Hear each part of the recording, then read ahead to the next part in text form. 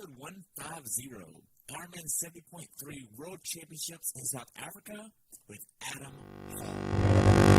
Welcome to the Pursuit of the Perfect Race. I'm Coach Terry Wilson, and with each episode, I bring stories of athletes to you that share their experiences at races in order for you to learn how to have your perfect race. You will hear stories from athletes of all ages, abilities, and races of all distances. So regardless of where you fit in, there's something in it for you. Thanks for spending some time with me today. Now let the pursuit begin.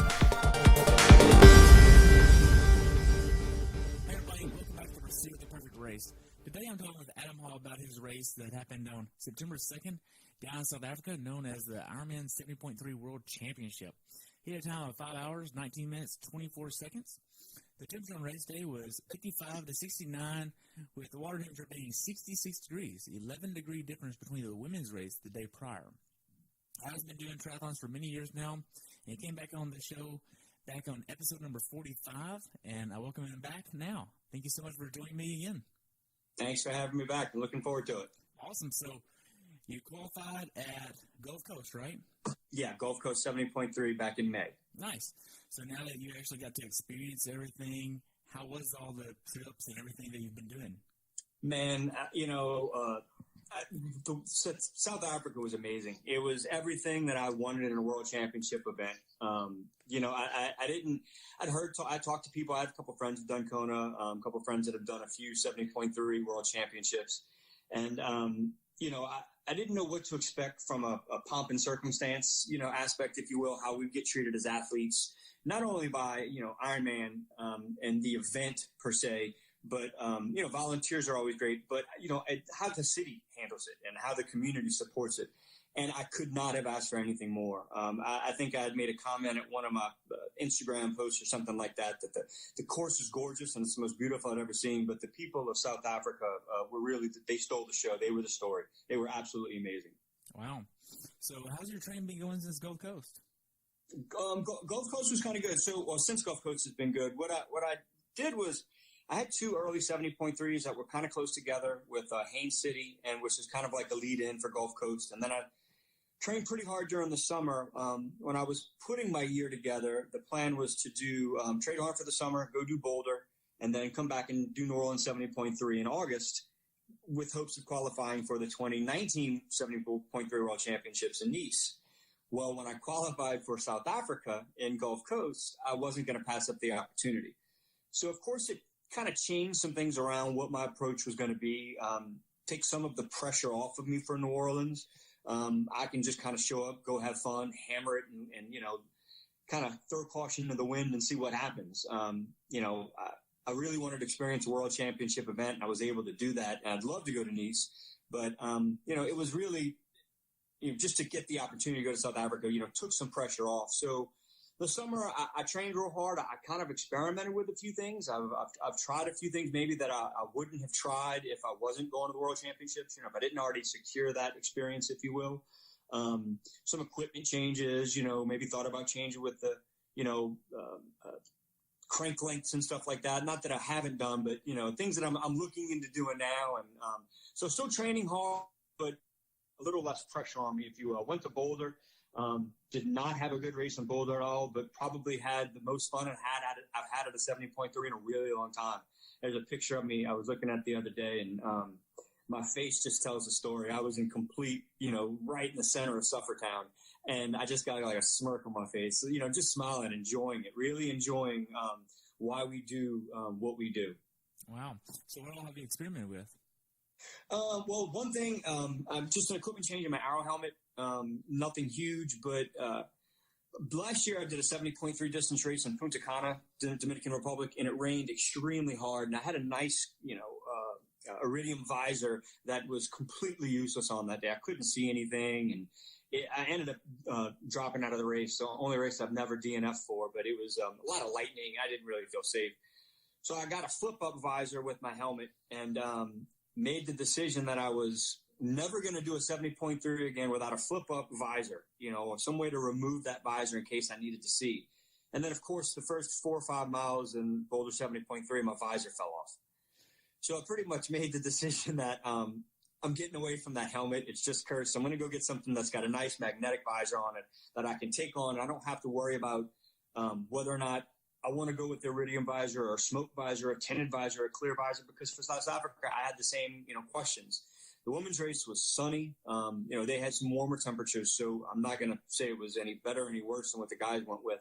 But it was, as far as conditions, they knew what they were going to get. They were going to get sun and a lot of it. And our forecast was just so different. So because I didn't have a flip-up visor anymore, decided to just go with sunglasses. So just some things like that. That was one thing that I've decided I'm going to work on to change. Been talking to Mark Miller over Precision Bikes about changing my crank length, switching my power meter over, because right now I have a cork power meter. So if I change my cranks, I got to get a new power meter. So just looking in kind of long-term things I want to do after New Orleans. And rather than looking to where my season would end in October for New Orleans, looking how I can really build towards next year. Okay, cool.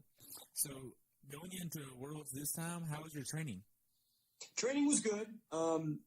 It probably took me a little longer to recover from Boulder 70.3 than I was giving myself a credit for going in.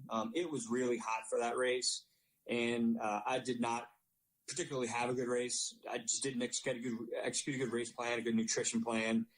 So I think it took me a little longer to recover from that race than I thought it would. I thought I'd be able to come back kind of after I did for Haines City, just kind of do a reverse taper, get back on it, pick things up. And my body just wasn't feeling it. Elevated heart rate for quite a bit after, just the resting heart rate. Took me, a while to get going. But I used Boulder as a kind of a training day to go into South Africa, and then got a couple of weeks of good training in. Not a lot. I only had 4, maybe 5 weeks in between the races. So I really only got about a week or two of good training. The one kind of week that I've targeted to make sure I had some key workouts, felt good during those. But outside of that, it was kind of on and off, real inconsistent as far as how I felt. Okay. Now, what was the biggest volume of hours you did in 1 week? I got in about 2 weeks before. I got in about 14 hours. That included strength training, all my swims, and I'm the triathlete who still wears his watch in the pool. All the swim guys laugh at me. But I do it so I can track my volume and, go back and look and see that the time that I put in. It was about 14 hours. Okay. Now, did you hit certain key benchmark workouts you wanted to hit at a certain speed before this race to give you the most confidence on race day? Normally what I want to do 2 weeks out, my key workout's going to be for a 70.3 is going to be about a 2:30 ride with a 45-minute run off the bike. And I try to split that 45-minute run up into 3 15-minute intervals. One where I'm trying to keep the heart rate lower than what I want to start on race day, and I really just ignore pace. At that point, I'm just kind of do it in, middle part of the day, where if I know that if I can get there, if I can control my heart rate, the pace will come to me, and that'll come to me through the run. So I'll try to do 15 minutes, maybe 15 beats, or about 10 beats per minute lower than what I want to race at. I'll try to do about 15 minutes about my goal race heart rate, and then try to do about 15 minutes slightly above without totally just cooking myself. And for that workout, I was able to do it. Had some good success. The 2.5 hour ride I did before that, I did right about my race power. Let me rephrase. I did right about what I thought I wanted my race power to be. So that gave me the confidence that I needed on race day, that I could go in and execute what I want to do and have a good day. Okay. Now, as far as the numbers go, how do you know what numbers to look at when it comes to your heart rate? So I'll do some threshold testing through the year. Some of our track workouts, we will do a couple of benchmarks where we'll do, a mile threshold test. I'll take my heart rate from 5Ks, 10Ks, and then I'll do some threshold testing off the bike in training. Usually, if I'll try to do, say, depending on how much time between races, say a 12-week or a 16-week block, I'll try to pick 1 week somewhere where I'm, between maybe that 4-week or that 8-week mark, and I'll do maybe say a 90-minute bike ride at a set target for watts on the bike, and then hop off and maybe do a 30-minute threshold run. And that's pretty much what I'll get a range. That, and just from racing experience, I'll go back and look and see what ranges have worked for me in the past based on what I rode off of. But for the most part, I kind of reset it for each training plan, race specific. So I had one early in the year, and then I recooked it and retooled it for the back half of the year. So for that key workout going into Worlds, what did you want your heart rates to be? So what I wanted to do on that was I wanted to try to start the first 15 minutes at about 150, something under 155 beats a minute. And then I wanted to do about 15 minutes, somewhere about 160 beats a minute, which is where I'll usually do most of the race at. And then I tried to just make sure that last one was above 160 without, forcing myself to walk and go, anaerobic or whatever. So it's something that was over what I wanted to do, kind of simulating the last 15 minutes of a race, that last 2 or 3 miles where I'm just saying, okay, I'm there now. Now let's push the pace. And the hopes is that by me pushing the heart rate at the end, that the pace, continues to rise with it. What I don't want to do is push the heart rate and have the pace stay the same or even slow. So that's the correlation that I look for on race day is I want to finish the race at my heart rate, at my highest heart rate with my fastest pace. If I hit my highest heart rate at mile 9 of the run, something went wrong somewhere. I want to be able to finish at my highest heart rate running my fastest pace. Okay, that makes complete sense. Now, in regards to your nutrition that you used in Gulf Coast, it was F2C. Is that what you're using still? It was. I've switched over to Infinite. That I'm starting to get some. I've got some of the products. I haven't used it for race day. I only got my first order or so of Infinite about 2 weeks before the race, so I didn't really have any time to kind of experiment with it. And down here in the South, we're still blessed with temps in the 90s all the time. So, of course, the formula that I ordered from Infinite had a lot more sodium and what I thought I might need for South Africa. As you mentioned, the temps were in the 50s and 60s, so I wasn't planning on needing or really wanting a whole lot more sodium. And my Infinite formula is high sodium based. So I went with the F2C and felt really, really, really good with what I had. I took a little bit less than what I thought I would need, but felt good with it. Okay. Now, going into this race, did you get injured or miss any training? No. I didn't really miss no injuries, didn't miss anything. Like I said, felt a little lethargic coming back from Boulder. That race we took, we stayed there for a while and we went whitewater rafting, and I decided to hike Pikes Peak with a buddy 2 days after the race. So I wasn't immediately kind to my body afterwards. I kind of put myself through some struggles. And you wonder why your heart rate stayed elevated for a while. Oh, yeah. The guy who talked me into it, I'm going to call him out. His name's Pat James, and I blame him for my stupidity just because it's convenient. But yeah, no. So it took me a while to recover from Boulder 70.3. So I had that in mind. I made sure that I didn't kill my duration and my intensity once I got back. If I brought it back, I would try to bring back either some of the volume or some of the intensity, but not both. And then I would just kind of kept an eye on it, and took me a little longer to get back than I wanted, but I got back. Right. Now, how big of an issue was managing life, work, and balance going into this race versus going into Gulf Coast? Because we talked about that a little bit then, and it was a little bit of an issue for you. How was it this time around? This time around, luckily the little one, our daughter Molly, was out of school, so we didn't have to deal with school a little much. So, just not having homework every night. She didn't have dancing practice, once, twice a week. That made things a little bit easier. So it made things a little bit easier. The days are longer in the summer. You got a little bit longer to train, a little more flexibility. Obviously, the temperatures are a little more conducive to training at different times of the day. I can get up, I can ride whatever time, I can run whatever time. So logistically speaking, it was easier this time around. And like I mentioned last time I talked to you, Terry, I've got the best support system anybody could ask for. My wife, my mother-in-law, my mom, got family, friends. They all kind of pitch in and help me do what it takes to get in my training volume. Wow. So whenever you actually start thinking of what your taper looks like, being that you had to drop your bike off a week out, was it a week out? 2 weeks out. 2 weeks out. So you had to drop your bike off 2 weeks before the race because you used tri-bike transport, and then you didn't have your bike to train. Yeah, so we knew we were going to be flying up a week before the race. So I pretty much just chalked up that any rides I was going to do the week of the race would be done there in Port Elizabeth. I figured my bike probably wouldn't be ready till Wednesday or Thursday before the race, sometime in there, Tuesday, Wednesday, or Thursday. So I said I'll get in maybe 1 or 2 rides that week. So what will I'll be able to get in 2 weeks before. I have a friend of mine. His wife is about my height. She still does some riding and some training, but she was nice enough to lend me her bike. So I was able to put that up on my trainer and ride. I don't know how the cavemen did it, but I had to ride without power, which was really weird. I had to use just heart rate, which felt archaic, but probably a good thing. So I was able to use that and get in some 3 rides before, get in 3 rides 2 weeks out before we went. And then race week, I got one more ride in the morning we flew out on her bike.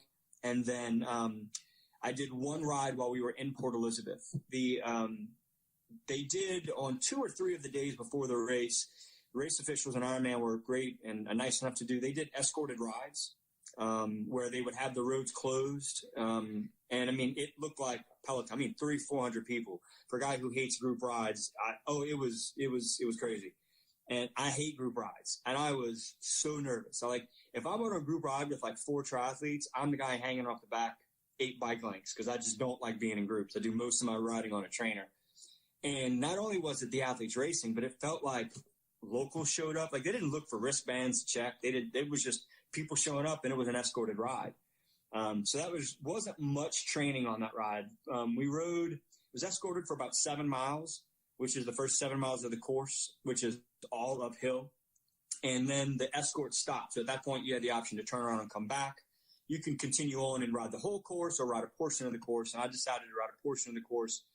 So really, I got in about 7 miles or so of a nice 7-mile warm up at about 13, 14 miles an hour. And then I rode for about 45 minutes, just got in some intervals, really just kind of let the legs loose and stopped and saw some of the scenery along the coast. But that was really about it.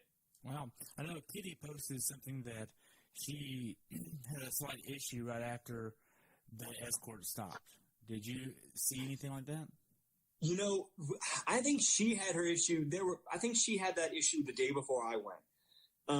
I rode the day after her. It was a little unorganized. I will say that there wasn't a whole lot of, when they tell you the escort stopped, it was kind of go, and there were no signs. You were really dependent on other athletes that you were following. They knew where they were going, or you had to know where you were going. Most of the roads were very low traffic. They didn't have a lot of cars. But once you got around the beach road area, which was 2 or 3 miles or so, it was congested, and it was congested every day. There were cyclists out there every day. There were people running. There was the normal traffic. Then there was just the increased traffic of everybody who was there for the race. I had heard when we were there that the economic impact in this event in the city of Port Elizabeth was the greatest economic impact of any event the city had ever seen, more than the World Cup event that they hosted there. Wow. So this was huge for them. It was enormous. They had never seen anything like this in terms of size. It was the largest 70.3 in the history of Ironman, 4,500 athletes. Yeah, it was huge. It was huge. So there was just so many people. The beach area was pretty congested. I lucked out. I didn't have any issues, but I could certainly see where the potential to have them were. Wow. Now, whenever we take a look at your training going into this race, when did you start traveling to Port Elizabeth, and then when did you start traveling back? I know you said a week out. So we flew up to Port Elizabeth. I left Saturday, the week before the race, Saturday before Labor Day. I lied. Yeah, Saturday before Labor Day. No, it was the Saturday before that. August 25th. Yeah, that's when I flew. And then we did not fly home until Friday, September the 7th. So a week after. We were there for 2 weeks. We kind of took our time getting there. One of the things I was really adamant about doing, the traveling of that distance, it's a long time. It's only 7 hours ahead, which isn't a ton. It's not like if you're flying to the Far East or something where it really messes up your biological clock, but it does take a long time to get there. Some of the routes from the States, they're just not ideal. A lot of them had long layovers, but they had them layovers at night. So what we decided to do was take our time to get there and then try to make it to where our flights were overnight so we could try to sleep on the plane. So we had an overnight flight from the States into London, woke up, spent the day in London, had a good time in London. Then we flew from London to Cape Town, overnight flight, arrived at Cape Town in the morning, and then we spent a day and a night in Cape Town. and then just had a little jump over to Port Elizabeth on that Tuesday before the race. Spent 4 days there, 5 days there. Then the day after the race, we went to, I'm going to say the name wrong, but Kariga Game Reserve, and had an amazing time, 4 days of safari with an outstanding crew over there. Wow. And so what airports did you hit in the States before you actually went to London? Well, initially, we had a direct flight from New Orleans to London Heathrow. And then British Airways was so kind to cancel our flight 3 days before and then send us from New Orleans to Dallas and then to London, which wasn't terrible. In the end, we got to London about 2 or 3 hours earlier than we were initially scheduled to, which we didn't really mind because we wanted to kind of spend some time in London anyway. So we had about 11 hours to spend in London, so it gave us a little extra time there. So, it wasn't that bad. It cost us, we had to leave 5 hours earlier, but we got to London earlier, and we just kind of said, we're on vacation. We'll just, have a few cocktails in the airport, enjoy ourselves. Okay. Now, with these long flights, did you use compression socks or anything like that?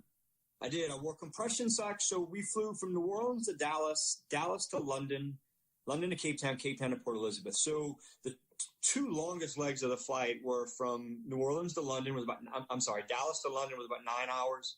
And then London to Cape Town was about 11 and a half hours. So I had 2 sets of compression socks because even though we had a long layover in London, we didn't have to get our checked bags. Our final destination, our bags are going to go through. So we packed our carry-on suitcases, and I packed 2 sets of compression.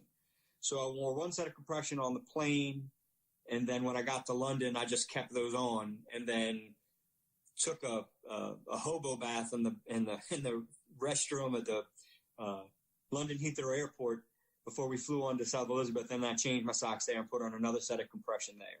And then we didn't have any washer or dryer facilities, so I just washed everything in the shower once we finally got to South Africa. So I'd have clean socks for the return flight, and I did the same thing coming back. Wow.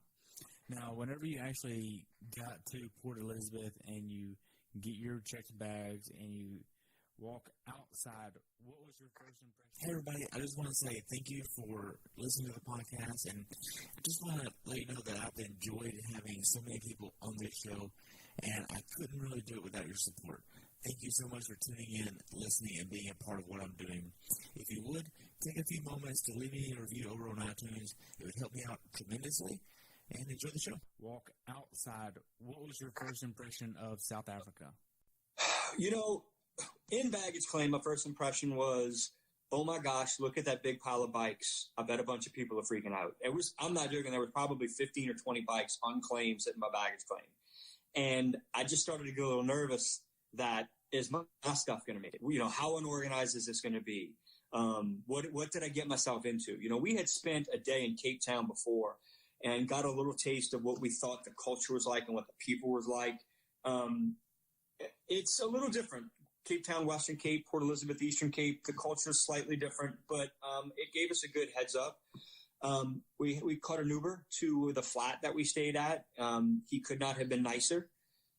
We quickly learned that, things are definitely different. They move a little slower pace. We've got a little sense of urgency that maybe they just don't have over there, but it's not a bad thing. Everything that we experienced was great. It was wonderful. It may not have been what we were used to, but it was everything we needed. And if you asked for something, if you asked for 7 of something, they gave you 10. They didn't do anything halfway. I just did, maybe what I was going in is a little different. I had the luxury to spend some time in the Philippines last year. Had a little experience, with that, and to see they're nice, they're friendly. They're just not on the same timeline we are as Americans. And it's not a bad thing to slow down every once in a while and go at their pace. Wow. Now, whenever you actually got out of the airport, got to where you were staying and all that stuff, was this a hotel? The closest thing I could describe it of is like a hostel. They called it a self-catering unit. Flats, very basic. So basic, they told us we didn't even bring our own towels. It wasn't bad. I'll say that it checked every box that I wanted. It was very close to the race start. I was right across the street from swim start, less than 200 yards. I had dining within walking distance of where I was at, so I didn't need a car. It was a split transition, so T1 and T2 were not in the same place. So I was about 3/4 of a mile walk down to Ironman Village, T2, finish line, and everything else. And it was on the run course. I had so many people come up for this race. My brother had never been to one of my races before. Him and his wife came up. My in-laws came, and kind of last minute, they decided they were going to come. They took my daughter. So I had so many people coming. I wanted something that was going to be on the course, easy for them, easy for me, clean and basic, and that's what it was. It had a full kitchen, so I was able to get some groceries, but there was not a lot to this place. I mean, no AC. I think I got 4 channels, and 3 of them showed the same thing, it seemed like. We didn't even get the channel that showed the race. Like, the race was on TV there. We didn't even get that. But again, the staff was friendly. Like, if we asked for a fan, they got us a fan. We asked for some, hey, is there anywhere we can wash our towels? And they just said, here, you can have some towels. We wanted some more pillows. They got us some more pillows. Those are things that we just expect at a Hilton Garden Inn or whatever, but this was not that. This was a self-catering flat, and it was basic. Wasn't a lot to it. No frills, no fun, but it was cheap and checked every other box. Wow. So whenever you got down to the village, the very first time, how was your first impression of what this village was like? I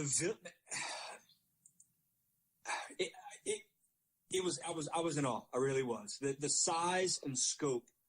I had never seen, if you're familiar with the finish line at Kona, they got that little ramp that you kind of run up and you come across and you come down.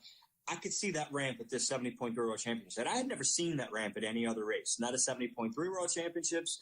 The only place I'd ever seen that was Kona. You start to get the vibe and the scope of this thing when you could see they were building, these scaffolding walkway bridges over the road, over a 4-lane road, 2 lanes in each direction and a median in the middle. And on race day, that whole thing was going to be closed. Just looking at the size from where I was and my walk, I was right by Swim Start.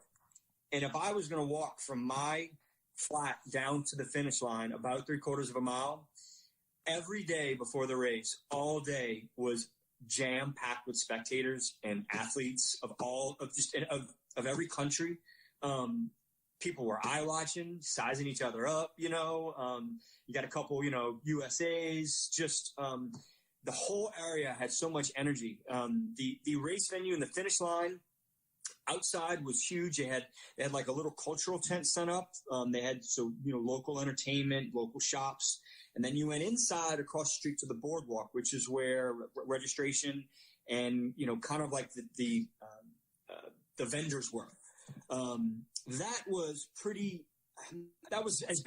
basic. They were pretty confined with the size of, what the convention hall was. I'm not going to say it was bad, but, they had Normatec there, and I ran into a guy that Normatec is a sponsor of Big Sexy Racing, and one of the guys who worked for Normatec lent me a piece to my boots at Haines City. I forgot to give it back to him, took it with me home, brought it back to him at Gulf Coast, and I ran into the very same guy at the Normatec booth in South Africa. Wow. Zone 3 had a booth there. All the vendors and everybody there were really good. And in one about 30-second portion, I'm walking down this little stage, and I'm looking to the right, and I'm like, oh my gosh, that's Dave Scott, that's Dave Scott, that's Dave Scott. And then I look to the left because he's on my right, and I'm like, oh my gosh, that's Mark Allen, that's Mark Allen, that's Mark Allen. And it really, I started to feel it. And I tell you, it was just the way that the people treated you as well. The people that worked there, like I mentioned earlier, this was the largest event they ever had. As far as they were concerned, this was the Olympics, and we were the Olympians. And that's how they treated us, being ushered places, and can I hold your bag, and do you need help, and can I help you with this, and it was like nothing I'd ever experienced before at any other race before. Wow, that sounds awesome. So the check-in process here, how was this? Check-in process was pretty standard. We had to do something over there too. We had to get our biometrics scanned. It's a fingerprint thing. They told us that process was going to take a while. It took about 10 minutes. It didn't take much time at all. We went through, it was organized. It was like clockwork. Got our biometrics done, went up, went over to where we got our event. It was a beautiful backpack. They checked the zippers. I asked the girl behind the counter, what's going on with the zipper? She said, yeah, some of them aren't working.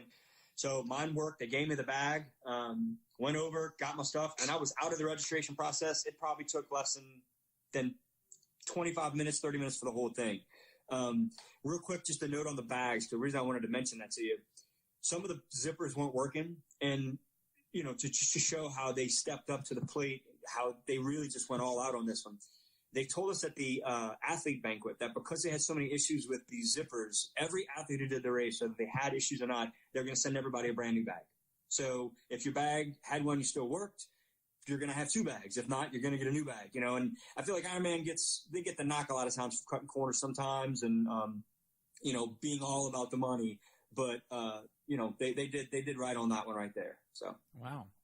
So whenever you got to the athlete banquet, what was this? Nobody else mentioned this. That was the welcome banquet. They had so Thursday was kind of our pack day. That was when I did the Wednesday. I went for a swim, just an open water swim and a run. Got my bike from Tri-Bike Transport.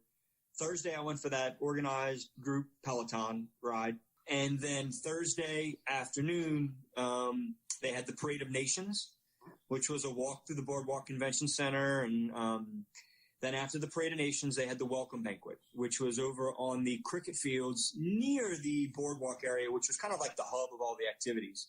And it was just a good opportunity. They got everybody together. The race director was there. They had a couple of celebrities, and I believe the mayor was there. The race announcers were there. Just kind of a huge welcome banquet for all the athletes. Wow. So the Parade of Nations, what was this like? So, I wasn't sure. I hadn't really done one before. I had a buddy of mine who done the IT Worlds once. He said they had one there, but he hadn't experienced one before at a 70.3 World Championship. So we showed up. It was kind of neat. With so many athletes and not knowing who's from what country, there was kind of a little trepidation just talking to random people walking around. You don't know who's American, who isn't. And there were a couple of times I tell somebody, oh, how's your day? And they would look at me like I was crazy, or they'd, really, you could tell there were a lot of Americans. You just didn't know how many. So we lined up, and they started they call it each country one by one. And, so many people brought like little flags to give out to people. Some people brought like red, white, and blue Hawaiian leis, and everybody's dressed up in that red, white, and blue. And I had some atrocious, huge, soaring eagle shirt. I got it from Walmart a couple years ago. My America trucker hat. I was so obnoxious, but it was great. We're walking in, and they announced that there were more Americans at the Parade of Nations in South Africa than they had at Chattanooga when it was there last year for 70.3 Worlds. Wow. There were, a huge contingency. So the Americans get called out, and he starts calling cities. People start telling him where we're from, New Orleans, Louisiana, Lawrence, Kansas, and just start naming different places. And he's yelling out cities. And then in the locals, to be an American there, we were viewed, it seemed like, I don't want to say they viewed us. They treated us like celebrities just to be an American. And the local kids just chanting USA. We'd go by, and they've got the biggest smile on their face, and there they are. It's like they're just so happy to see American athletes. And they were just chanting USA, USA. I mean, it gave you the chills. I mean, it really did. It just to get caught up, so many people out there and just yelling and screaming. It was awesome. It really was. Wow. Now, the day before your race is actually the women's race. So you actually get to go and spectate the women's race and then go check in your bike and all this fun stuff. How was it spectating the women's race? So, it was – I went out I was in the first swim wave behind the pros. So I told myself, I was going to get up early anyway. I will go out there. I'll see the women pros go off. I want to see it, everything. I want to see how the setup flows. How much time is between each wave. We knew what time the waves were supposed to go off. But what I didn't know is, well, what if the first wave is done? Are they just going to let the second wave go right behind them? Or are they actually going to hold them? So I kind of wanted to see how they were going to do things and how operationally it was going to work. So, it's on the Eastern Cape of South Africa. I got there and I could say, okay, well, this is what's going to be. You're going to be swimming dead into the sun going out. Make note of that. Of course, on race day, we had no sun whatsoever. So any mental note I made for that was, null and void. But I got to see the swim set up. We got to see some of the female pros actually body surfing on some of the waves coming in. Once you got past the breakers out and in, it was, calm to choppy, but there were some waves you had to attack on the right, the right way going out and coming in. Between then, I knew I wanted to see, because we were right on the run course, we were right about mile 1. So I knew I wanted to see the female leaders come through. I could tell the social media that Ironman had run and that Reef and Lucy Charles were real close. So I wanted to be there to see it firsthand. So, I go see the swim. I come back. I do a thing or two. I feel like I'm getting because we had to drop our gear bags off that day. So I'm getting my gear bags ready. I'm getting things ready. It's like, boom, I got to go out and I got to see the women. So I go see Charles and Reef pass by. And then I go in and I'm doing a couple things. And it's like, oh, now I got friends getting off the bike, because I had some friends that we traveled with who were in some of the early, waves. So they were going to be coming by. So it was a little hectic, in and out, in and out, in and out. I wanted to be off my feet a little more than I was, but it was really cool to spectate. During a race, usually I'm so far away from where the leaders are. If they do have helicopters, I don't really hear them. But, you could really see where Reef was and Charles were the whole race by where the helicopters were. And it was just cool. I've never been to Kona, never been to a 70.3 World. So it was really neat to be around that. I was probably on my feet more than I wanted to be. Our plan that night was to go out to Sardinia Bay, which is a bay along the Eastern Cape, but kind of a little bit on the southern side to get some of the sunsets where the huge sand dunes are.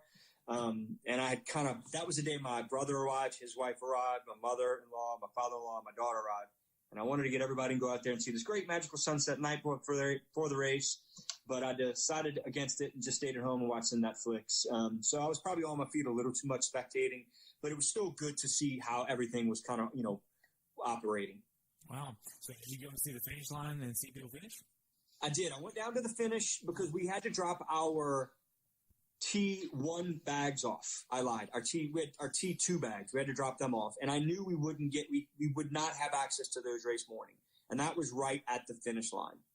So I knew it would be hectic to do all that because the women's race was still going on. So it was a congested area. It's the finish line area. The women's race is going on. You have some women that are still running, some women that are getting their bikes out of transition, and then men going into transition to drop off their gear bags. All right by Ironman Village. So it was a little congested. So we waited a little bit longer. I didn't see any of the pros come in, but we did see, some of the age groupers come in and cheer for them. But we didn't stick around too long at the finish line. Okay. Now, the day before the race, what did you get for dinner? The day before the race, I have my tradition is sushi, and I did not have it. I was a little nervous, so I had Pizza Hut. I kind of freaked out. I wanted to go get. We had We were supposed to go see the sunset, and then we had reservations to go get sushi as a big group. And I got nervous. I had a feeling I was going to be out there too long. At the sunset, maybe. What if we can't get an Uber back right away, and we're stuck? Because it was about 15 miles from the city. What if we're stuck out? Yeah. So see where it was. So I was like, what if we come back or a signal or who knows? I don't know what's going on. I didn't want it to be 8:30, 9 o'clock, and I'm just eating dinner. So there was a Pizza Hut within walking distance where I was at. I said, you know what? I'll just get a big salad and throw down a couple pieces of pizza, and that's what I had. Okay. It wasn't ideal, but it worked. Now, as far as your nerves going into this race the day before, were your nerves too high that didn't let you sleep, or did you sleep pretty good? No, slept good. No, I really had anxiety wasn't an issue. I was really relaxed. I got a little overwhelmed with emotion the morning of the race. Oh, really? But yeah, it hit me. I have a little prayer I say with my wife before all my races, and anybody else around me who wants to join in. And it was her and my mother-in-law, and somebody was cutting onions around me. I'll just say it that way. I got a little choked up, and it just kind of. I think just the totality of everything. How long it took me to get to the starting line of a world championship race, and how many failed attempts before. And, I had an opportunity to go to Austria and passed, and I just wasn't ever sure if I was going to get another opportunity again. And the realization that it was happening was nice. But before the race, no nerves, no anxiety. I knew I was just going to go out there and just kind of take what the day gave me and really just soak it in and kind of enjoy the whole experience. So I was pretty calm. Wow. Now, you get up on race day. What's your race day morning ritual like? Has it changed since Gulf Coast, or is it about the same? No, about the same. Race day, I get up about 3 hours before the race start when I can. I like to eat breakfast sometime between 3 and 2.5 hours before the race. I usually like to get to transition as soon as I can, right when it opens, knock out what I got to do, and then get out of there. So one of the blessings about having a place right across the street from swim starts, another reason why I really wanted to stay there, was the race started. I think my swim wave went off at 7:38 or so. I think I got up at about 4:15 that day. Got up, went down to transition. Got up, ate my breakfast, went down to transition as soon as it opened. Because all our bags had to be dropped off the day before, I just went to my T1 bag just to make sure, nothing got stolen. It was still there. It didn't, somebody didn't move it to another spot, whatever. Put my eyes on it, put air in my tires, turned my computer on, put my bottles on my bike. Then I walked back to the room and then had some music. The wife was up. I woke her up. So I had some music playing, and the mother-in-law came over and put on my wetsuit and then just walked right over. I mean, I walked up and I would say 95% of my swim weight was already in the corrals. I just like to kind of be away from all that stuff. Just do my thing and be away from all that and be in my, in my head and with my, in my comfort zone, the better off I do. So that's how I took it down that day. Okay. Now, I know the road quality for this course, it is not the best. It is not perfectly smooth. It is a little rough. So what kind of PSI did you use? Too much. Yeah, and I knew that too. I even taped my hydration pack. I think the way I explained it to somebody was it's not. I think I said it wasn't bad. Like it didn't have huge potholes, nothing that was dangerous, but just rough. So I knew that let me rephrase. I knew that rain was a possibility. I did not think it was going to rain the whole bike ride. And the rain that we were supposed to have wasn't really supposed to come through until I was off the bike. So I said, I usually go about 110 in the back and about 105 in the front. And I think I told you last time, I don't know if that's what's best for me or not. I've played around with different PSI in the past. It's what feels good. So that's kind of just what I go with. So for this race, I went 105 in the back, 100 in the front. And with the wet conditions, I should have went less. I should have went way less, but I didn't think it would be that wet for as long as it was. Wow. Now, knowing that you used this PSI for this course and being it was so rough, did you have any issues with handling, or was it just too much jarring? How do you know it was too much? No, well, I say it's too much for me. I just didn't feel safe on the wet roads. So the first 7 miles is relatively smooth. The rough parts are pretty much like the last maybe 10, 15 miles is the roughest spot. And that's more of the flattest spots. Not a lot of hills. That part of the course I was able to ride. So I was expecting it. I was comfortable for it. My comments about having too much was I didn't feel that I had any contact with the ground on some of those fast descents. And I felt like I was going to slide off the road. And it was a part of the course I didn't ride. I'll be totally honest with you. I've never been so terrified on my bike in all my life. There's one little turn. You make a left-hand turn. You go downhill. And, it's a downhill sweeping right-hand turn. And you're looking at the coast, and it's gorgeous. It's picturesque. You see the waves crashing up the rocks. And you know that there's a long, 100 or so, 200-foot drop-off on the other side of the road. And you make a right-hand turn, and as you start to make this right-hand turn and you're going 30, 35 miles an hour, there's somebody with a red flag saying, slow down, speed bump. So at the bottom of the hill, as you're turning on a wet road, on a descent, and there's a speed bump. So there were a few speed bumps back on this course, on the back. And I didn't know where a lot of the speed bumps were. Were they on the descents or not? Some of these descents were kind of, you had turns on the bottom and you couldn't see what came after them. And I live in Louisiana, man. Hills to me is a bridge. I don't have much experience in descents in the rain. And I give guys credit, the people that were there to race, they were going for it, and up the hill, things would get congested. I thought the referees did a fair job understanding that the climbs were going to be congested, and not really, tacking people. But, so you would have groups of 2, 3, sometimes, 4 people wide going up a hill. And because the descents were so fast, people would move more to the center of the road because to the right was a 200-foot drop to your death. So they'd move over a little bit. So there wasn't a lot of room. So I just didn't feel safe. A part of it's my confidence, my own bike handling. I'd probably say that's the biggest part of it. But between knowing I had over 100 and each time, knowing I didn't know the roads, potential speed bumps, I just felt like maybe if I felt like I had a little more contact with the ground, maybe I would have felt a little more comfortable. Just my own personal comfort level, That makes sense. Now, are you still using your strikes? Well, strikes I train on, I've got a Reynolds Element disc that I ride. I rode that on race day, and I have a Reynolds 72 Arrow front, and that's what I rode. That's what I ride on race day. I have the strikes I train in, but the disc and the 72 Arrow front. Okay. Both of those. Nice. Now, whenever you start thinking about your mindset going into this race, once you get to your corral, what were you thinking? What was your mindset going into this race? Did you want to go out here and crush it to get all you had, or were you just wanting to enjoy the experience? What was this like for you?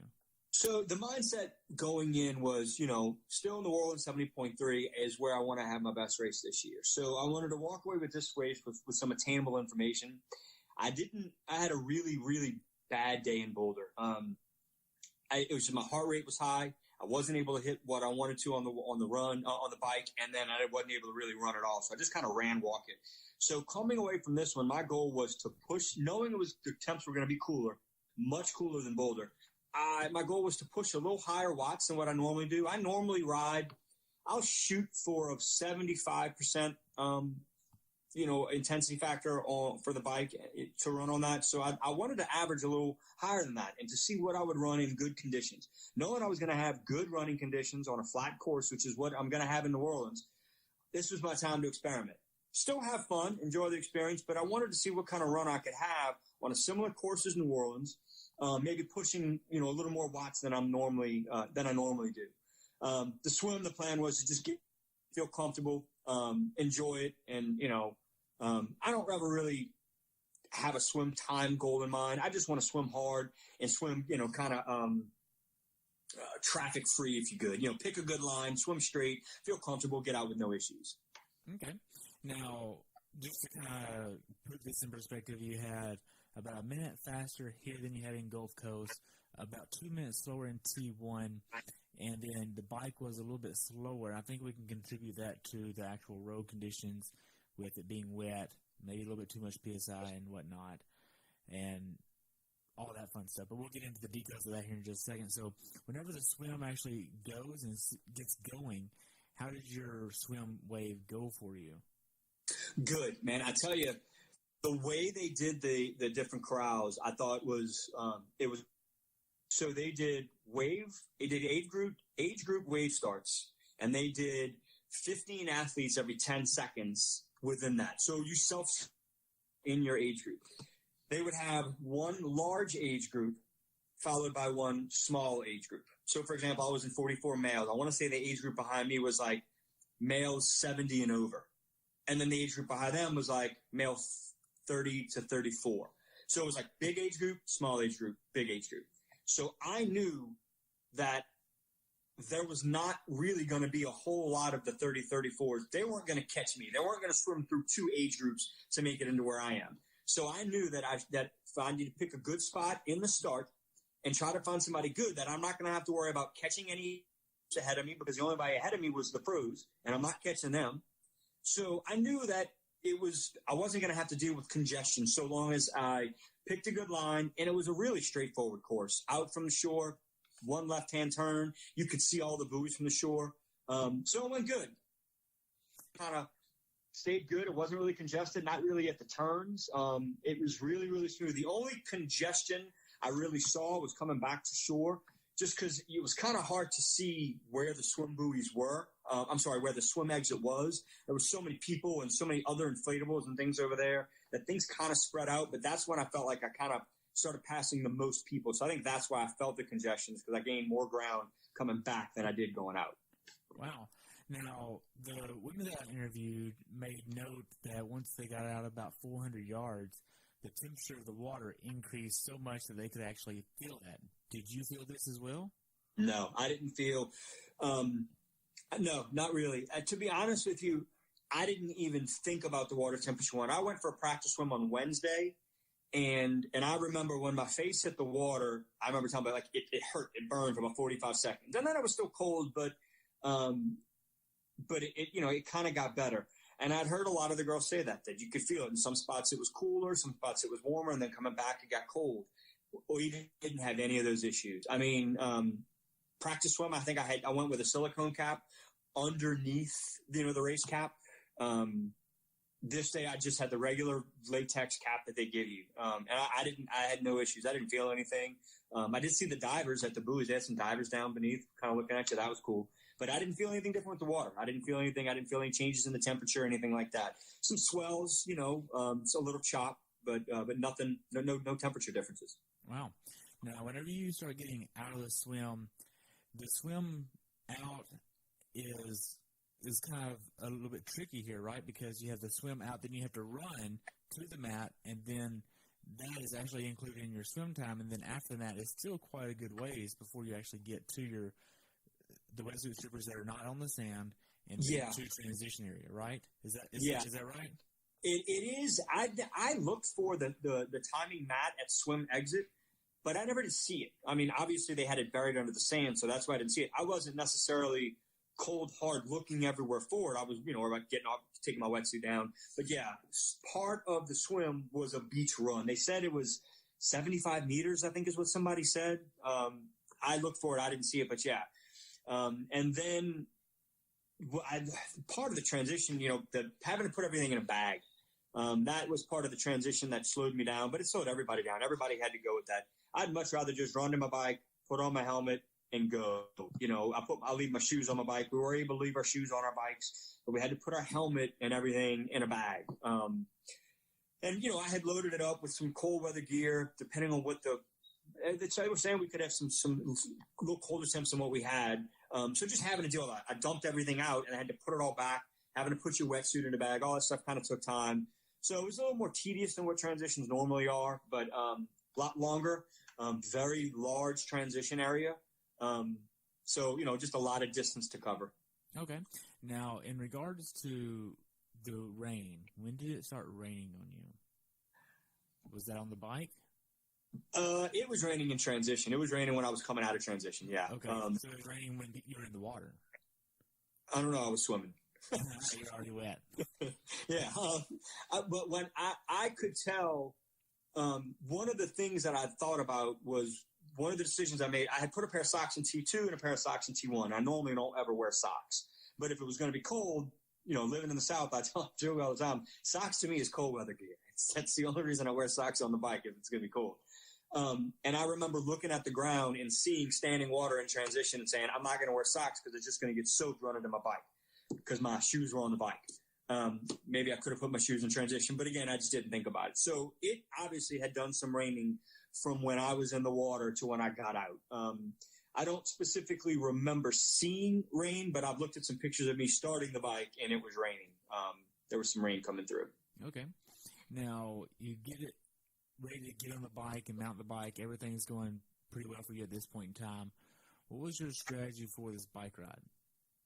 So I had ridden, it's a lollipop course, a little bit different. It's kind of a loop.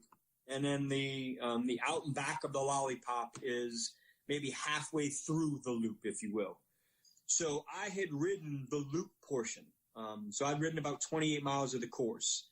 I got back and I wanted to kind of look at the power profile and see the elevation. They had posted that the total elevation was about 2,100 feet of ascent. I had no, it really isn't. And I had done the little training ride, and 600 feet of climbing was in the first 7 miles. So my plan was, okay, well, I'm going to knock out a third of the climbing in the first 7 miles. I had a chat with a friend. I said, normally when I start through bike ride, I want to kind of keep the power down. I want to kind of reel it in. I don't want to get too aggressive. I told us I'm going to do the opposite here. I'm going to bike out hard, knowing that I've got some, most of the hard climbing is done, and then knowing that I'm going to have some downhill descent coming back to the coast when we get back. So my goal was around about 10, 15 watts higher than what I wanted going out, and I was on point to do that. It's when I got to the portion of the course that I didn't ride. It ended up in everyone's power profile that I saw was more than 2,100 feet of climbing. It was more like 2,700 feet of climbing. And that extra 600 feet doesn't sound like a lot. It's just how it was laid out. Some steep climbs, but some steep ascents that were really hard to take advantage of because of the condition, at least for me. But going out was I tell you, when I knew, like I said, about 7 miles of climbing. And then that's at which point the escorted ride stopped.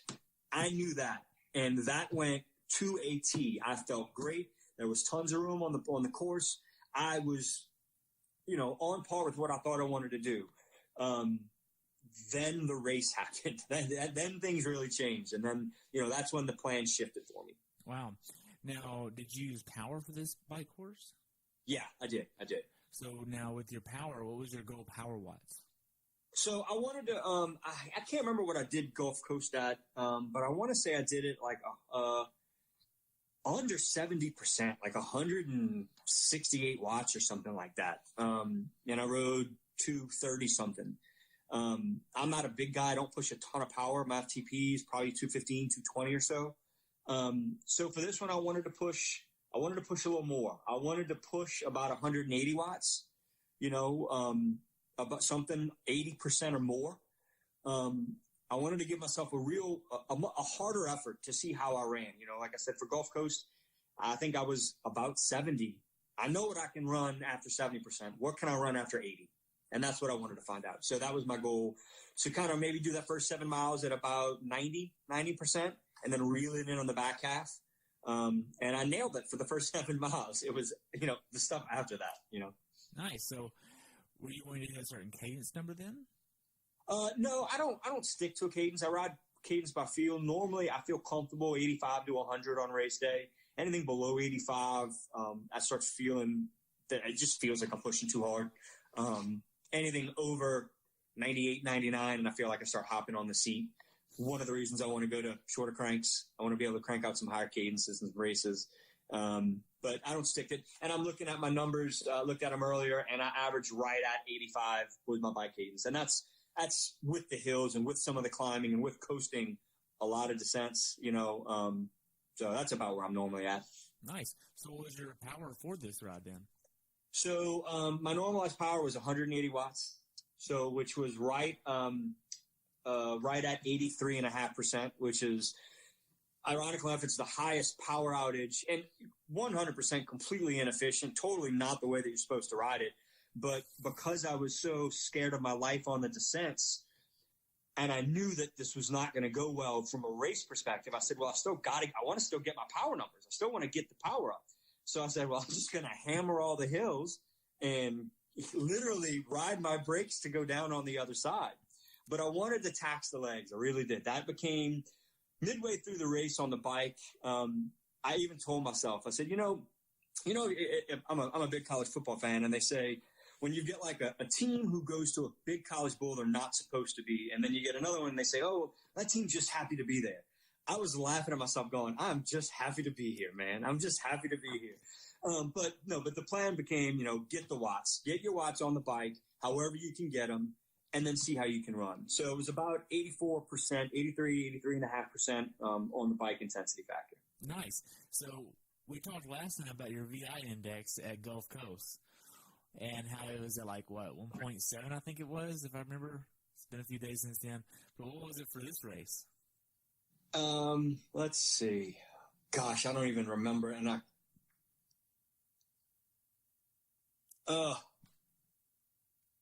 let's see. My average watch was 156. My normalized power was 180. Wow.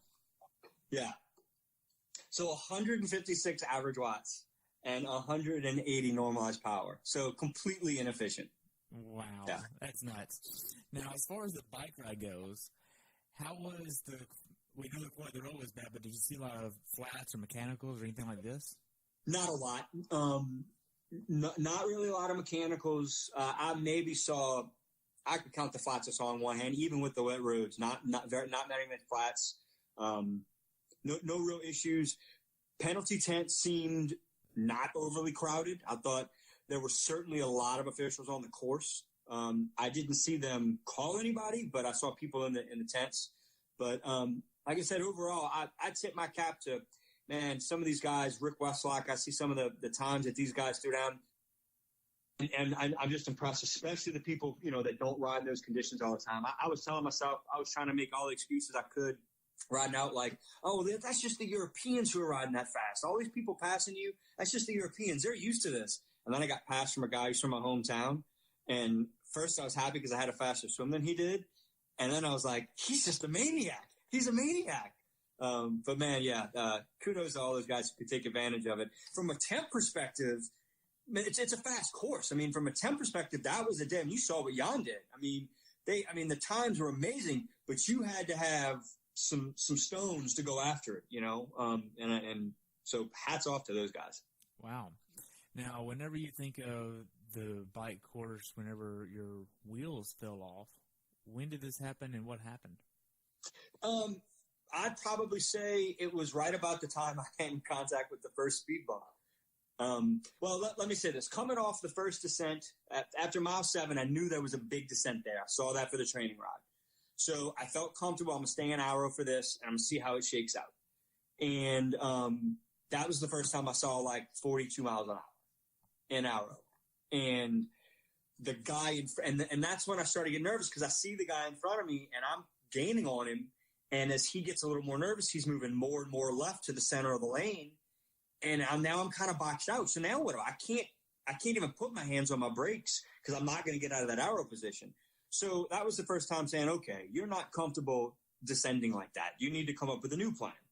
So as the hills, and I guess because I heard 2,100 feet of elevation, one big descent, many more of those descents left. And I was so wrong. They had a lot more of those descents on the back half. So I'd probably say it was about mile 20, about an hour into the bike. I realized I knew that the last 14 miles or so, last 45 minutes was going to be downhill going back to the coast. So I could make up some time there. But I knew that where I was at from a time perspective, I wasn't going to be able to ride what I normally ride. 230, 235 just wasn't going to happen. So that's when I changed the game plan on the fly. So how do you actually handle this mentally? Because a lot of the athletes I've had on the show here, they talk about changing the game plan on the fly and then regretting it later, but you seem to have done that pretty well here. So how did you actually say, hey, this isn't going to happen today, but I'm going to be okay with it later?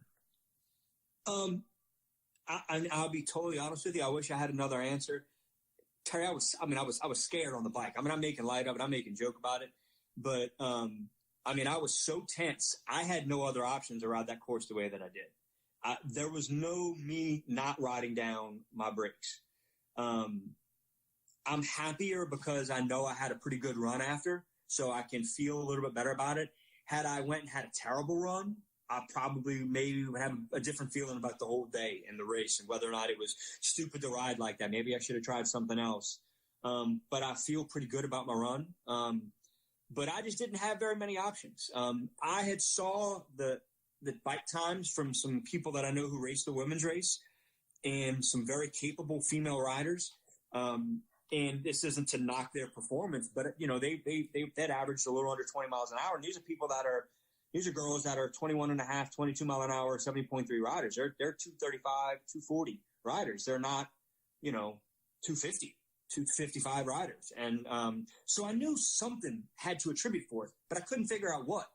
And, So to adapt on race day and to literally just keep telling myself, you know what, you're happy to be here. It's World Championships. Loosen up. You're going to be okay.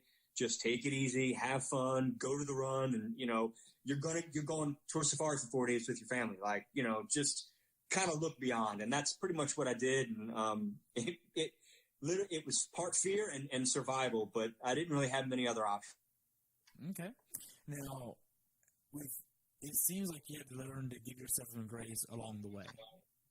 And not because I know we're all kind of A-type athletes here, or whatever you want to call it. I forget the actual terminology, but it seems like you have to learn to, hey, put your ego aside for a second and do the safe thing. Yeah. I mean, if you have to think you have to be comfortable on the bike. I've had one bike accident before, and it was during a race when it was raining. And it took a long time for me to feel comfortable and take one hand off my arrow bars and just grab a bike bottle, and you can't ride scared. You just can't do it. You're a danger to yourself. You're a danger to the people around you. And that was one of the things that was scaring me on the course. If I'm coming down one of these hills and I wipe out, I may slide off 200 feet to my barrel, but what if I take somebody with me? These are people that, like I said, these athletes were going for it. And I tell you what, I mentioned earlier, I was in the first wave behind the pros, and it's a humbling experience to get past all day. I'm there. I'm not there. I'm not a go up and win my age group in a 70.3 kind of athlete. I'm a guy who's got to show up. I got to fight tooth and nail. I got to nail my transitions. I got to have, for me, a great race, and I got to hope for a roll down. So I know that going in. I know that I'm going to spend my day getting past. I'm prepared for that. But on a day like that, it was a little even more. I think I was 308th out of 374 in my age group. And I'm not used to getting past like that on the bike. So I had to take. There was no. It would have been foolish, So it took some self-awareness. I'm not trying to sound conceited. It had to take a little self-awareness, but it was a lot of it was respect to the other athletes that were there, and I'm watching some amazing athletes do some amazing things on that course. Watching these guys up close and personal, taking these hills and these descents and these climbs with such aggression and such confidence, was something you just don't see all the time, And it was really awesome just to be a part of it. Wow. Now with the bike getting past so much, and knowing that you have to ride slower, and knowing that you have to rely on a roll down slot to even get here, and now then you're being passed by so many people, did this put you into a negative spot mentally? No, not at all. Like I said, I expected it. I know who I am. I know what I do, and what I feel like I'm capable of, and I'm there to give it my best, and to I knew that I wasn't going to go throw down a 4:30 on that course, regardless of what the conditions were. I wanted to break 5 hours. I wanted to get there with a time, better than what got me there, but I could only control what I can control. And I tried to tell as many of the athletes that passed me nice job as I could. The ones that could understood me, some of them gave me a wave or a nod. Most of them didn't, but I really didn't let that affect me. As a matter of fact, even on the run, I tried to congratulate as many people as I could, that passed me, because the passing didn't stop on the bike. It continued well into the run. Wow. So just paint the picture of what the actual bike ride looks like. So I haven't seen the course. I know a little bit about what it looks like from other athletes I've interviewed, but I want to hear what your perspective is of what the ride looks like throughout the bike course.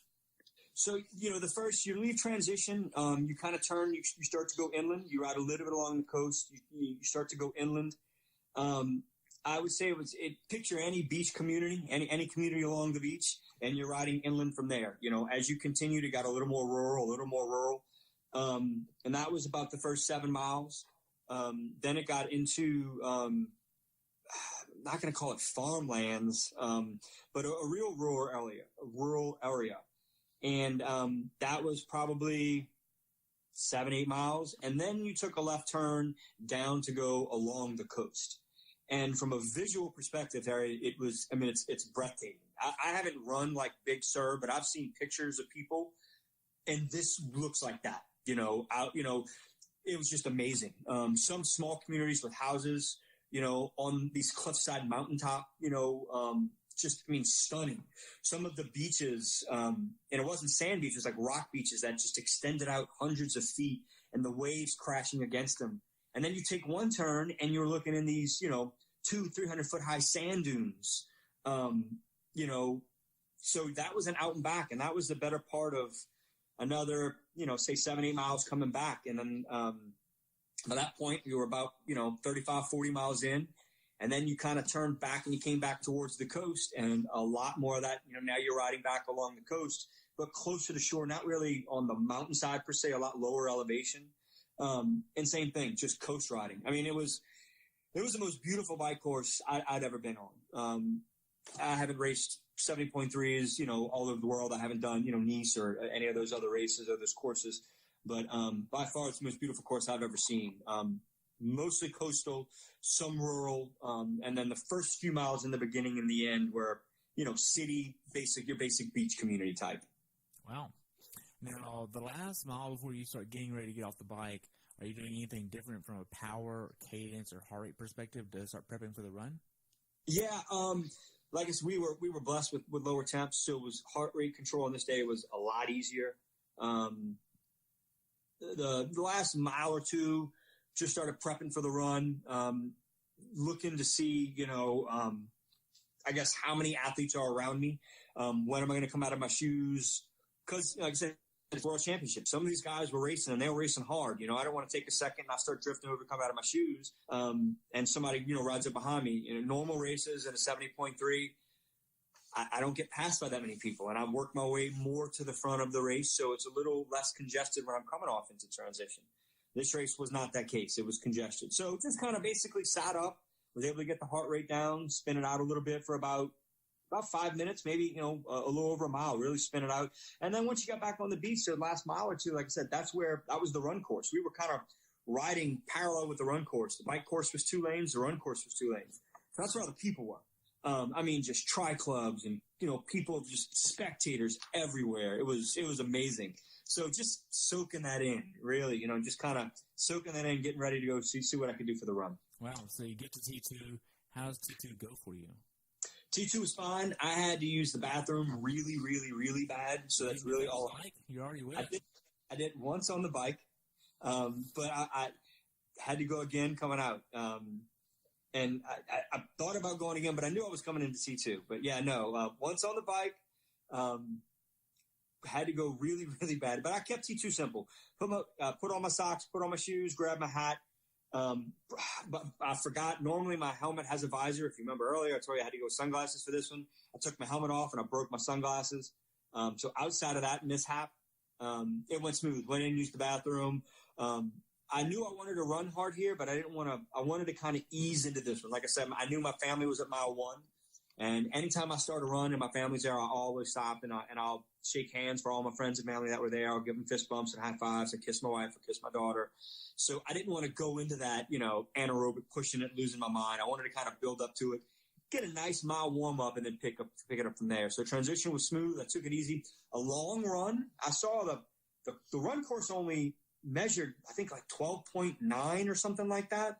And I know that this city and this location hosts a full Ironman, which is the same run course, just I think multiple loops, if I'm not mistaken.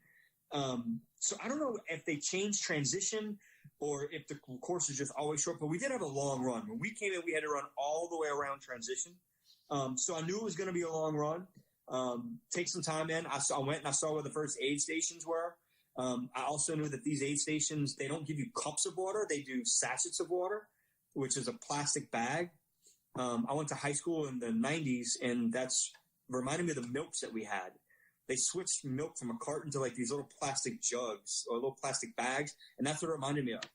So I didn't want to go in, and then I'm chewing off plastic and I'm swallowing plastic and all that. So anyway, transition was good. I kept it simple, kept it quick, kept it easy, and kind of eased into the run. Wow. So you get into the run after you see your family, miles 2, 3, 4, and 5. How are these miles going for you? You're hitting about 8:20, 8:30 a mile? I was probably running a little faster than that. I would walk some of the aid stations. There's the course. The course isn't flat, but it's not. It's got 2 hills on both of the turnarounds. 2 kind of big hills, big climbs, big descents, but it's never really flat beyond that. So you're always either running what seems like a little bit uphill or a little bit downhill. But yeah, I was probably averaging about 820s or so, 820s, 815s. Had some miles. I ran into a guy that I've noticed his kit. We have a mutual friend. So when I was running with him, the pace picked up a little bit, but it was fine. It felt good. So running low eights. Okay. Now for the run, what was your strategy for the overall run aside from just the first few miles? The run was break 150. That was really it. I just wanted to come in under 150. I've been over 150 at the other 70.3s I ran this year, and I knew I wanted to see if I can ride the most watts I've ever rode in 70.3. Could I run under 150? And see if I could do that in those conditions. Because if I can't do it in those conditions, I can't do it anywhere. So that was my goal. Okay. Now, whenever you got to miles 6, 7, and 8, were you having any cramping, GI issues, or anything like this? No. Physically, I felt great on the run. From a nutritional standpoint, I took one gel at mile 5 or 6. I took another one about 30, 45 minutes later, and then that was it. I had some salt pills in case it was, the sun came out. It never did. I took one sachet of water at every aid station. On the back half of the run, probably miles 7 and over, that second loop. Once I saw my family after the second loop, because they were, miles 1 and mile 3, and then mile 7 and 8 or 9 or so. Once I saw them the second time, I said, okay, let me start picking up the heart rate here, and I want to see how I react. Let me push a little harder. Let me see if the pace gets faster, and then let me see what does it do to the overall pace. Because a lot of times, if you're running 20 seconds a mile faster, but you have to walk every aid station, and you're not getting any overall time gains, then what's the point? If you can run a more steady pace and run through the aid stations and not have to slow down as much, and your heart rate stays lower, you're better off. At least in my opinion. So I started to kind of play with it. And the pace was picking up, but I felt good. I was able to get everything down. I hit the Red Bull stop was on one end of the loop. So I hit that on the last loop, took a little bit of Red Bull, and that was all. Other than water and two SIS gels, I took 1 cup of Red Bull, and that was it. That was all I took. Wow. Now, what was the funniest thing that you saw on the run course? On the run course, probably me. And I tell you what I mean. When I came, leaving transition, right, you're in that hub. And you're right by the finish line. You're right by bike in. There's so much going on. You take a right, you run along the coast, see the family, see everything you need. Come back. And so because I guess when you're leaving, you're focused on your side of the street. You're not looking at the other side, which is where, like, the Ironman merchandise tent was. And I just wasn't focused on it. You're more on that side of the road when you come back. And I remember I was running, and I just saw the pure volume of people, and strangers taking pictures and waving flags. And I stopped, and I clapped, and I just pointed, and I said, "Wow!" Like, I pointed to the people. I was just amazed. I've never run Boston. I've never run New York. I've run like the Disney Marathon before. Yeah, that's a lot of people, but it wasn't this. I just can't explain it. So I was dumbfounded by the support on the course. I really was. Wow. Now, whenever you checked into the race, did you get the red bracelet? I have a hard time with that word. Did you get the red bracelet to give to a volunteer? I did. I gave it to. There was a volunteer on the last loop. As I mentioned, the passing didn't stop on the run. On the bike, the passing went well into the run, and then people of all age groups. And Terry, some amazing athletes out there. It really is. So obviously the second loop was a lot more congested at the aid stations, and they had sponges, which I kind of was laughing at. And I went by, and the volunteer had his back to me, and it was at a water stop or water section, because they were labeled real well, water, whatever I think high 5 or whatever, I think was their nutrition. And then it was so-and-so water. So anyway, there was a volunteer at the water, section, but he had a sponge. So I went to grab it, and he had his back to me. So I had my hand out, and he gave me the sponge. And I said, oh, no, I needed water. So a kid stopped and said, I got you. And he kind of jogged with me for a little bit to the water, and he ran up ahead of me, got some water from the volunteer at the water section, and gave it to me as I ran by. So I figured, that was a good opportunity to walk an aid station or walk the rest of an aid station. So I took it off and gave it to him. Wow, that's awesome. But very indicative of how so many people in that city were. Like I said, you asked for 7, they gave you 10. Wow. Now, mentally, did you have any dark spots on the run? No. No, I didn't. To be honest with you, I didn't realize my run time was even going to be under 150.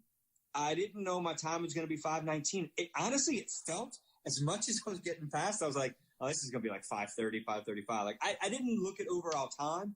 I really just tried to enjoy it and kind of live in the moment, if you will. No dark spots. I mean, it got hard. I knew that last hill was going to be a SOB, and it was. Every second of it was. I told myself I was not going to walk on it at all, and I didn't. But I really just tried to enjoy the experience, understand that, you know what, this is not your A race. Your A race is coming. And then towards the end of the run, I was able to, know that once I knew at that point I kind of started to enjoy, you know what, you biked.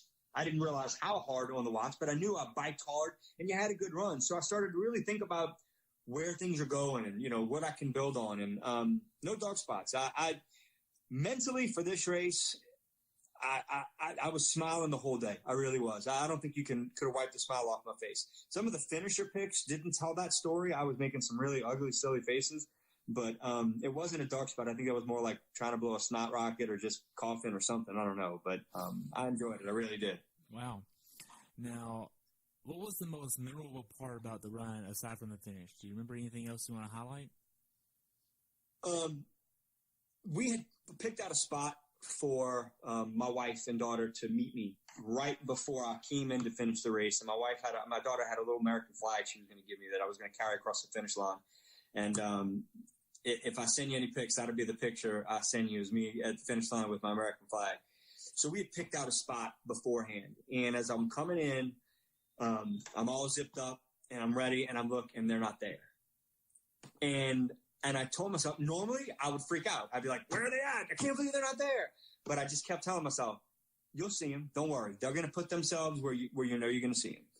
So kind of make the final little turn. You go back towards the little beach pathway, and I look and I see my wife and my daughter, and I go grab the flag and I drop it. And she says she's sorry. And I'm like, it's all right. So I pick up the flag and I'm coming down the chute. And I try to tell people all the time, especially if they do their first Ironman or their first, when you get to that chute, zip up and listen for your name. Enjoy it. Don't run through. Don't hit your watch at the finish line. Turn off your watch a tenth of a mile before you get to the end and just listen and soak it in, because you just don't ever know it's never guaranteed you're going to get back at any finish line ever. We're blessed to get to a start line. To get to a finish line is truly a blessing, especially a world championship start line. And I'm carrying the flag and I heard my name. And I could hear people chanting. I didn't even know them. Some people chanting in the bleachers right by the finish line. They're just chanting USA, USA, USA as I'm coming across with the flag. And I'll never forget it. I can remember just about every step of that chute like it was 5 minutes ago. Wow. So what was this like for you? Like I said, I didn't know my finish time. I didn't know if you would have told me going into the race, Adam, you're going to swim 32 or whatever it is. You're going to run under 150 and you're going to bike 84%. I would say, okay, I don't care what happens on the bike. Give me that. I'll sign for it every day. So, knowing that I went there to enjoy the experience, knowing that I went there to be part of a world championship event and to have everything that they did, the city, Ironman, to have everything they did meet or exceed my expectations, and to show up and to check just about every box of performance I wanted. I'm not focused on time. I'm not focused on results. I try to work on the process and do what I can do. And if you gave me a a checklist of things. On that day, I would have checked almost all of them off. And to know that I got to the end and to have people not know any of that, to have just see an athlete running through with an American flag and start chanting USA in support, I would have been happy if there wasn't a soul at the finish line, because I knew that I did what I came to do. So to have that, they didn't know if I had a bad race. They don't know how old I am, what age group I'm in, when I finished, but they treated me like I was the first finisher. And that's how the whole week felt. Whether you were Jan Frodeno or Alistair Brownlee, Javier Gomez or Adam Hall, you were treated like a world champion. And it didn't stop from the moment I crossed the finish line. It was great. Wow. So what was the experience like going down the finish chute then? The chute was a real long chute. Those are always good. I wanted to do the high five thing, but I did look behind me and I did see some other people come in. And when I dropped the flag, that's when I looked behind me and I could see some other people coming. So I didn't want to go give the people the high fives, but tons of energy, tons of music.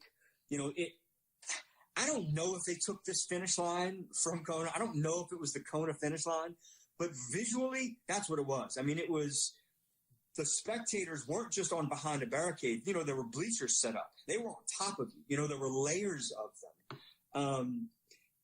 And I tell you, I stuck around at the finish line to see my friends come in who finished, well over an hour after me.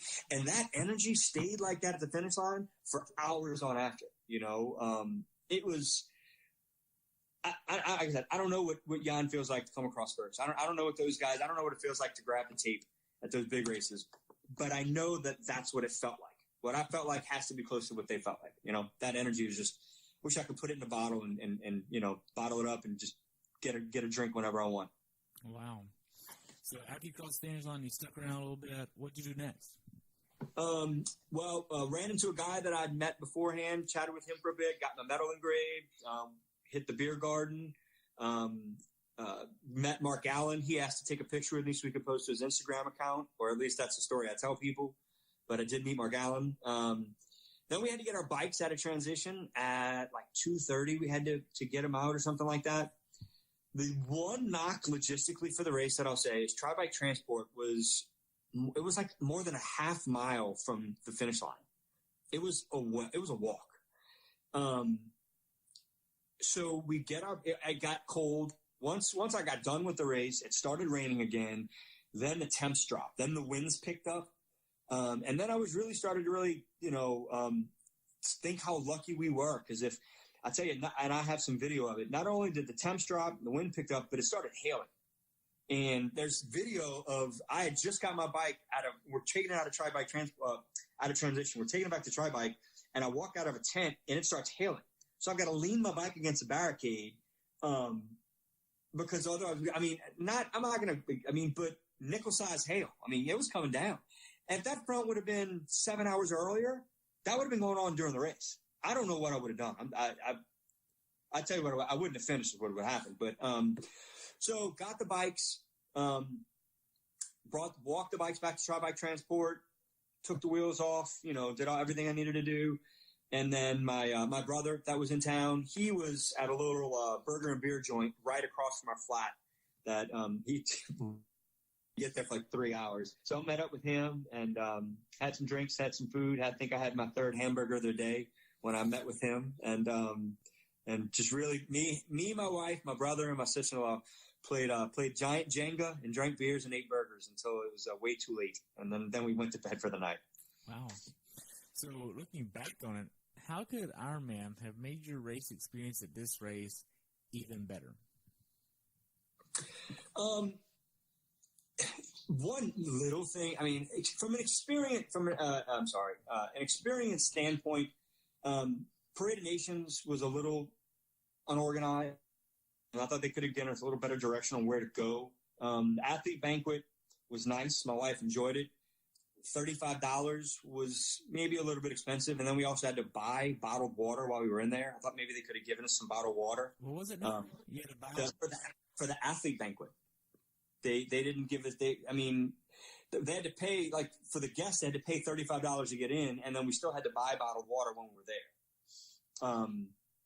outside of that, I also think the marking of the bike course, I think they could have given us a little more notice what to expect on the course in terms of speed bumps. Like, don't tell me, and not even just speed bump, but a turn. There was another spot where after a steep descent, there was a turn at the bottom. I felt like maybe they could have told us at the top of the hill, hey, turn at the bottom of, there's a turn coming in 0.25 kilometers. Whatever, I thought maybe a little advanced notice on the bike course would have been helpful. But outside of that, I mean, I can't really knock them. This was a home run. It really was. If I wanted to be picky and pick it apart, I could. If I wanted to get picky, I could say that it could have gave us better numbers for our bike because of the con that the race numbers you put on your bike and they take forever to come off, those paper ones. I didn't like that. But again, that's just me picking, and I'm not going to pick on them for that. Right. You know the one that everybody has with Kona that's like holographics or whatever? Yeah. Yeah. That one. Yeah, the one it's like straw paper. Like, it just doesn't come off. It's what I think they made cockroach shells out of because it's just indestructible. Wow. So what's next for you? New Orleans 70.3, October 21st. I got the bike back today from Tri Bike Transport a little more than 2 weeks after the race. So I'm going to hit it hard for a couple of weeks. I feel real good. Run's coming along. I feel good about the bike. I've got to lose some weight because 2 weeks at a private game reserve, an all-inclusive game reserve, with the food and the drinks that we had was not kind on my race weight. But that's it, man. I got New Orleans 70.3. And like I said, I'm going to go and I'm just going to throw it down. I'm going to go hard. I don't know if it's going to be fast. I don't know what's going to happen, but I'm going to take some risks just because I'd like to go to Nice. I really do want to go to Nice. And Nice was the goal when I didn't get in South Africa last year. I tried last year to qualify, and the goal was qualify in New Orleans, and New Orleans got canceled. So I kind of reshifted all my seasons around and said, you know what, I'll try to qualify for Nice. And then I qualified for South Africa and Gulf Coast, so it was unexpected. So having the opportunity to go to South Africa, like I said, if I get to go to Nice, I'll go. And if I don't, I'm going to go try to throw down a race with at least the effort that I think will be a hardest effort that I'm gonna have this year. Because I kept saying, this is a MIA race. This is a MIA race. Well, you know what? I may not have an A-race performance, but I'm going to give an A-race effort in New Orleans. Okay. So we've talked a lot about your race and all this fun stuff. Do you have anything else you want to add about it? No, the money for a lot of these races to go overseas for a lot of people, for Americans, it seems like it's a lot of money. And it is. And all I want to say is if you have the means, if you like traveling, pick one and go to, because, I didn't do Vegas. I didn't do Clearwater. I didn't do Chattanooga. I haven't done one in the States. So I don't have a basis of comparison, but it is really neat just to go to another country and experience their cultures. And there were 4,500 athletes who did this race. The States had the most, like 760. But I want to say Germany was 3, and South Africa was the second highest representing country there. To see how much the sport of triathlon is respected by athletes from around the world. If you get the chance, anyone to race the World Championship event, roll down or not, man, take that ego and pride aside, take that roll down slot. When you do a 70.3, put your credit card in your transition bag and go to the roll down because you don't know what's going to happen. I think I was like 15th or 16th or 17th in my age group in Gulf Coast, and I had my credit card. And it just so happened that 5 of us wanted to go, and I had the fastest time of the 5.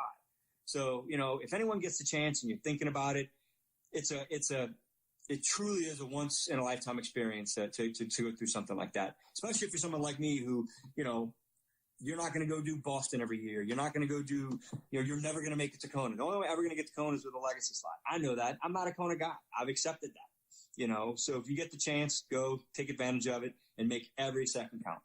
Wow. So looking forward, what races are actually on your bucket list? Challenge Roth is a race I really, really want to do. I don't know when. I don't know when that's gonna fit. But I say that after completely, I know that I was wussing out in the 60s on these little, 2,700 feet of elevation. So I know what lies ahead for some of these European races. I really want to do Challenge Off. I'd like to say that Kona is a bucket list, but I don't necessarily know if racing Kona is the bucket list as much as I'd like to race a full in Hawaii. I've raced one race in Hawaii. It wasn't even, I'll probably do Honu 70.3 as a build. But I've raced once in Hawaii and I've been to Hawaii. I love the culture of Hawaii. I love the people there. I love vacationing there. It's a great place to go. I'd like to do that race. If they ever decide to rotate the full Ironman World Championships like they do the half, but they still have an Ironman in Kona, I'll go do that race and I'll sign up the first year they have it. But if I had to say, Challenge Off is a bucket lister. On the running side, pure, marathoning, I'd like to do Chicago Marathon. I'd really like to do the St. Jude's Marathon. I love the cause that the St. Jude's Marathon supports.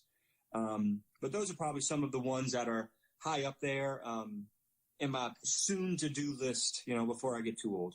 Okay. Well, I just wanted to say thank you so much for coming back on the show. And being that this is your second time on the show, I'd like to wrap up with a final question of, in order of importance for you, on race day, what's more important for you?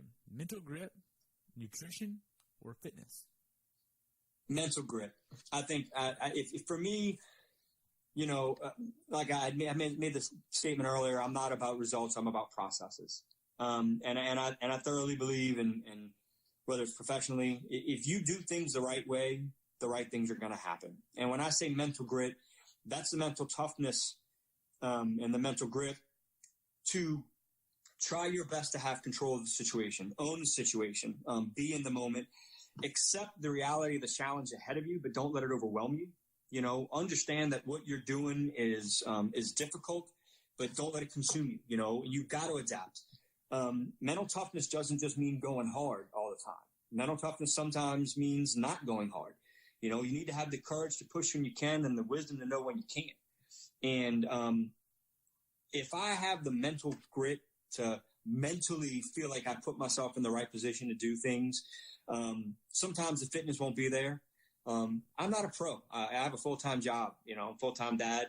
This is not number one on my list. So the fitness just isn't going to be there at times, and I'm okay with that.